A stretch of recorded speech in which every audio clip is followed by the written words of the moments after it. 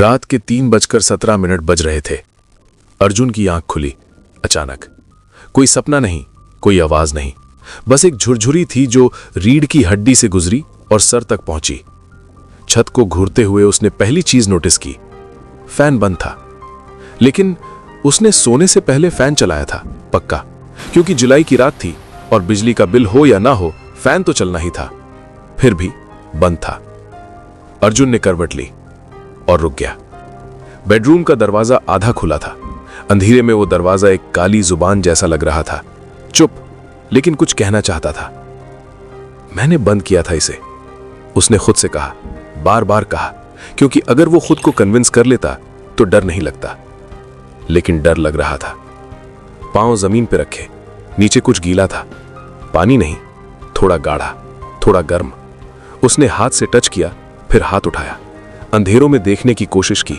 कुछ नहीं दिखा, लेकिन हाथ में एक महीन सी बू थी, जिंदा इंसान की बू, पसीने की, सांस की। कोई यहां था अभी अभी। किचन से आवाज आई, चाय बनने की आवाज, चम्मच का खनकना, गैस की धीमी स्स, किसी के कदम, बैरफुट, धीरे धीरे, जैसे कोई अपना घर जानता हो। प्रिया? अर्जुन की आवाज कमरे में ही घुट गई। लेकिन प्रिया तो कल मैके गई थी। उसने खुद छोड़ा था स्टेशन पे, उसने खुद वेव किया था जब ट्रेन चली, उसने खुद घर आकर दरवाजा लॉक किया था, डबल लॉक। फिर भी किचन में कोई था। अर्जुन धीरे धीरे उठा। हाथ में कुछ नहीं था तो टेबल लैंप उठाया। जरूरी नहीं था वेपन, जरूरी था हौसला। किचन में घुसा, कोई नहीं था। गैस बंद थी, लेकिन स्टोव को हाथ लगाया, गर्म था, इतना गर्म जितना अभी अभी इस्तेमाल होने के बाद होता है। पैन में थोड़ी सी चाय की महक थी, इलायची वाली। अर्जुन को इलायची पसंद नहीं थी, तो किसने बनाई? उसने पूरा फ्लैट चेक किया, bathroom, balcony, store room, sofa के पीछे, कर्टन के पीछे, एक एक कोना, एक एक अंधेराई जगह।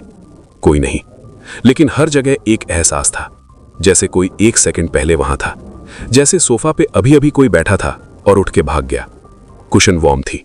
बालकनी का दरवाजा अंदर की तरफ खुला था, बाहर जाने वाला नहीं, अंदर आने वाला। अर्जुन की सांसों की। वॉशरूम में गया, खुद को नॉर्मल फील कराना था। मिरर के सामने खड़ा हुआ। मिरर पे भांप थी, गर्म पानी से। किसी ने हाथ से एक लाइन लिखी थी, सीधी, साफ। नींद अच्छी आई। अर्जुन का दिल एक पल के लिए रुका। वो रुका, लिटरली। एक हार्ट बीट मिस हुई, उसने फील किया। फिर उसने लिखावट गौर से देखी। ये उसकी खुद की लिखावट थी। सेम स्लैंट, सेम एन, जिसमें हमेशा एक एक्स्ट्रा कर्व होती थी। सेम प्रेशर, हल्का हाथ, जैसे कोई सोचते सोचते लिखता हो।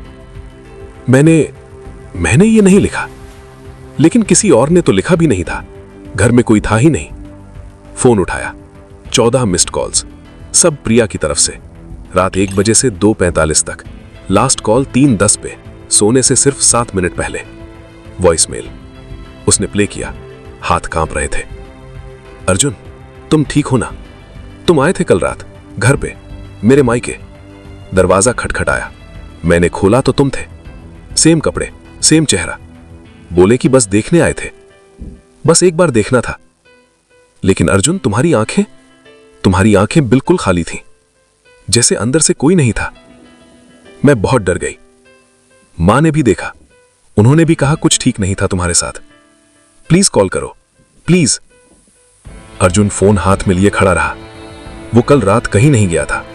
स्टेशन से घर आया था, खाना खाया था, मैगी, क्योंकि अकेले में कुछ बनाना नहीं था। नेटफ्लिक्स खोला था, कोई शो याद नहीं, और सो गया था, या सो गया था।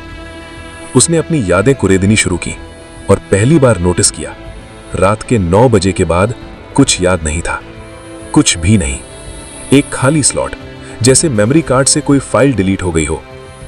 अर्जुन का एक पुराना हैबिट था, डायरी लिखना, रोज रात को सोने से पहले, चाहे कुछ हुआ हो या नहीं। डायरी शेल्फ पे थी। उसने उठाई, हाथ कांपे नहीं अब वो जानना चाहता था। कल की एंट्री थी, उसकी इंक, उसका हाथ। उसने पढ़ा, आज फिर वो बहुत जल्दी सो गया, 9:15 पे ही। मैं निकल आया, प्रिया से मिलना था, काफी दिन हो गए। वो समझ रही है कुछ, ज्यादा स्मार्ट है, ज्यादा वक्त नहीं मिलेगा अब। मुझे ये डिसाइड करना होगा, कब तक ये अंदर रहेगा और मैं बाहर। अर्जुन रुका, एक पेज और पलटी। आज का प्लान सिंपल है, जब वो उठेगा, और उठेगा जरूर, क्योंकि मैंने कुछ चीजें इंटेंशनली छोड़ी हैं ताकि वो जागे, तो मैं एक काम करूंगा, एक ही काम। मैं उसे अंदर धक्का दूंगा, हमेशा के लिए। फिर ये जिस्म मेरा होगा, सिर्फ मेरा। प्रिया भी नहीं समझेगी, वो मुझे ही अर्जुन समझेगी, क्योंकि मैं हूं ही अर्जुन, बस असली वाला। किताब हाथ से छूट गई, आवाज आई, धूड़, और घर में खामोशी छा गई। ऐसी खामोशी जो बोलती है। पीछे से आवाज आई, उसकी अपनी आवाज, सेम टोन, सेम अंदाज, जैसे रिकॉर्डिंग हो, परफेक्ट कॉपी। अर्जुन, आज बहुत देर से जागा तू। अर्जुन मुड़ नहीं पाया, पांव जमीन से जुड़ से गए थे, लेकिन फिर मुड़ा। वही चेहरा, वही जॉ लाइन, वही बाल जो थोड़े बड़े हो गए थे, ट्रिम करवाना था, वही तिल जो लेफ्ट चीक पे था, वही आंखें, ब्राउन, फेमिलियर। बस एक फर्क, आंखें खाली थीं, बिल्कुल खाली, जैसे कोई घर के सब बल्ब जला के खुद घर छोड़ गया हो। रोशनी थी, लेकिन कोई अंदर नहीं था। तू कौन है? अर्जुन की आवाज कांपी। दूसरा अर्जुन मुस्कुराया, वही मुस्कान जो प्रिया को पसंद थी। मैं तो तू ही हूं, बस पहले वाला, ओरिजिनल। तू तो सिर्फ एक किराया है जो अभी तक ये जिस्म यूज कर रहा था। ये सब क्या बकवास है? तेरी मेमोरीज में गैप्स हैं अर्जुन, रोज रात को 9 बजे के बाद। तू जानता है क्यों? क्योंकि रोज रात को मैं आता हूं और तू अंदर चला जाता है, वो जगह जहां सब खाली है, सब अंधेरा है।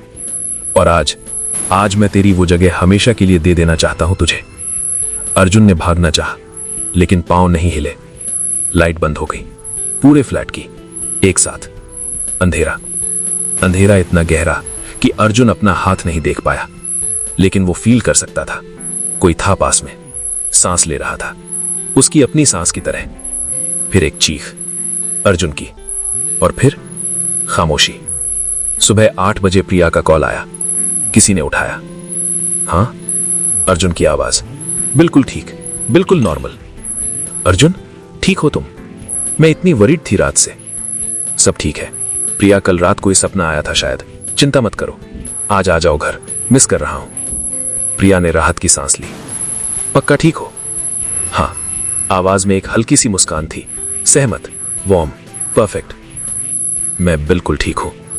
कॉल कट हुआ और दूसरा अर्जुन, जो अब सिर्फ अर्जुन था, खिड़की के पास गया। बाहर देखा, धूप थी, जिंदगी थी, लोग थे, सब कुछ उसका था अब।